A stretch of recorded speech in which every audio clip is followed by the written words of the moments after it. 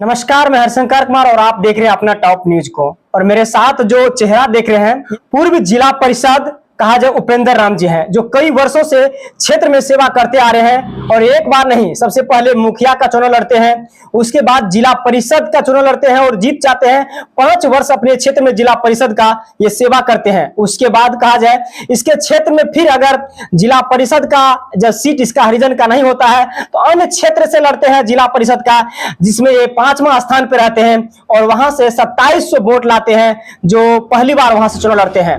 लेकिन मैं बता दूं 2024 में जैसे ही आप लोग को लोकसभा का चुनाव 4 तारीख को रिजल्ट आने वाला है, उसके बाद लोकसभा का चुनाव प्रक्रिया खत्म हो जाएगा। उसके बाद जोरों और शोरों से चलेगा 2025 के लिए विधानसभा चुनाव के लिए। तो विधानसभा चुनाव में सर का क्या भूमिका रहेगा, किस पार्टी से चुनाव लड़ेंगे, यह आप लोग इस वीडियो में जरूर देखेंगे। तो पूरा मैं बताने का प्रयास करता हूं। सर, सबसे पहले मेरे चैनल पे आपका स्वागत है। स्वागत है सर। ये बताइए, अपने क्षेत्र का, अपने गांव समाज का कितने वर्षों से आप सेवा करते आ रहे हैं? लगभग 20 वर्ष। 20 वर्ष से सेवा करते आ रहे हैं जी। किस किस पद पे आप चुनाव अपने समाज के लिए, पंचायत के लिए लड़े? हम सबसे पहले जिला परिषद से लड़े। जी जी। उसमें 1400 वोट आई पहली बार।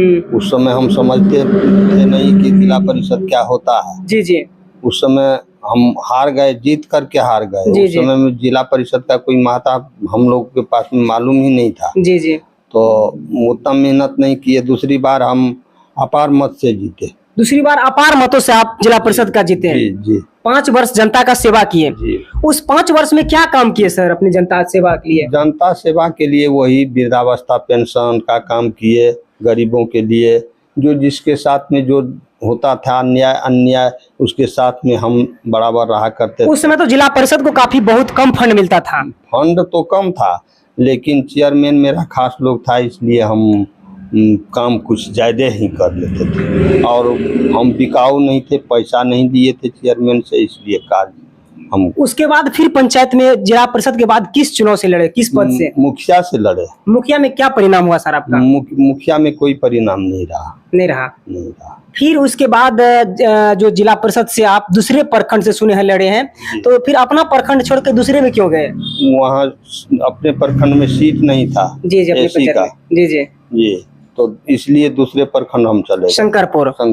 वहाँ क्या परिणाम रहा? वहाँ 2700 वोट हम 2700 वोट लाए। जहाँ के हम वोटर्स नहीं थे। जी जी।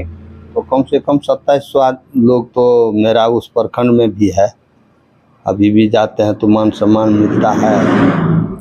आगे सर लोकसभा का चुनाव 4 जून को खत्म होने वाला है, आगे विधानसभा का चुनाव होने वाला है, तो उसके विषय में सुन रहे हैं कि आप विधानसभा के लिए तैयारी कर रहे हैं।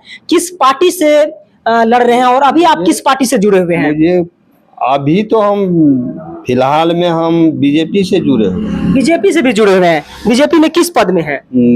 अध्यक्ष, पंचायत में अध्यक्ष पद। पंचायत में अध्यक्ष पद पे हैं। और फिर सुन रहे हैं कि दूसरा पार्टी से भी जुड़े हुए हैं। पार्टी मजबूरी बस हम ज्वाइन कर दिए। ज्वाइन किए तो अब वो दूसरा पार्टी में ज्वाइन किए, लेकिन वो पार्टी का कोई आस्था देख नहीं रहे। यदि उस पार्टी से हमको टिकट मिला तो मिला, नहीं मिला तो हम निर्दलीय से भी। कौन पार्टी से अभी जुड़े हुए आप? जनस्वराज से। जनस्वराज पार्टी से सर हाल ही फिलहाल में कहा जाए कि जुड़े हुए हैं। और जनस्वराज एक न्यू पार्टी है। सर का कहना है कि जनस्वराज पार्टी अगर हमें टिकट देती है यहाँ सिंहेश्वर विधानसभा क्षेत्र से, तो हम निश्चित तौर से लड़ेंगे। अगर सिंहेश्वर विधानसभा क्षेत्र से जनस्वराज की पार्टी अगर सर को टिकट नहीं देता है तो क्या कीजिएगा सर? तो भी लड़ेंगे हम। निर्दलीय लड़िएगा? निर्दलीय लड़ेंगे। क्या लगता है पार्टी से अगर टिकट नहीं? बीएसपी से लड़ेंगे। कैसे आप एक जगह बीजेपी में जुड़े हुए हैं, फिर जनस्वराज पार्टी से आ रहे हैं, कैसे संभव होगा?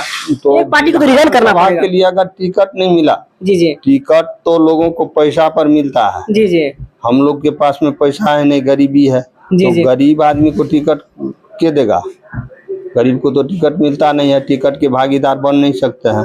तो चलो भाई, किसी न किसी पार्टी से नहीं जीतेंगे तो हरा तो सकते हैं। अच्छा, अगर जीत भी जाते हैं, जनस्वराज पार्टी आपको टिकट दे भी देती है सर, तो क्या मुद्दा रहेगा, क्या गांव क्षेत्र में विकास रहेगा आपका? मेरा विकास रहेगा गरीबों के साथ रहना, गरीबों की समस्या को सुनना, यही मेरा विकास होगा। आपका पार्टी अगर यहाँ जीतता है विधानसभा से, क्या लगता है महंगाई पे काबू पाएगी? महंगाई पर तो काबू कोई भी पार्टी जो महंगाई हो चुकी है, बढ़ चुकी है, वो नीचे आने वाला नहीं है। जी। महंगाई पर कोई भी पार्टी काबू नहीं पा सकता। जनस्वराज पार्टी से जीते हैं, जनस्वराज पार्टी अगर आपको टिकट दे देता है तो आपको बीजेपी से निष्कासित कर दिया जाएगा सर। वो तो देखा जाएगा, बीजेपी से यदि टिकट मिल जाएगा तब तो, नहीं तो हम तो बीजेपी में ही है। अपना टॉप न्यूज के माध्यम से जो सिंहेश्वर के विधानसभा क्षेत्र के जनता तमाम देख रहे हैं, भारत के जो जनता है, ग्रामवासी आप देख रहे हैं, उनसे क्या संदेश रहेगा आपका? यही संदेश रहेगा, यही ना कि जो विश्वास पर वोट देगा, जिस तरह से आपको सपोर्ट पहले 5 वर्ष से 10 वर्ष से करते आए हैं, जिस तरह से मैं जनता लोगों का सेवा किया हूँ, बस वही सपोर्ट होगा।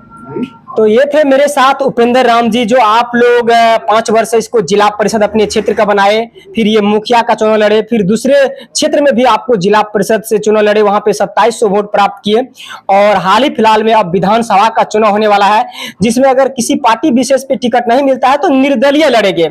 तो आप कितना सपोर्ट करते हैं उपेंद्र राम जी को? आप अपना टॉप न्यूज के माध्यम से इस खबर को देख रहे हैं तो शेयर, फॉलो, सब्सक्राइब कीजिएगा। मिलूंगा अगले वीडियो में, तब तक के लिए जय हिंद, जय भारत।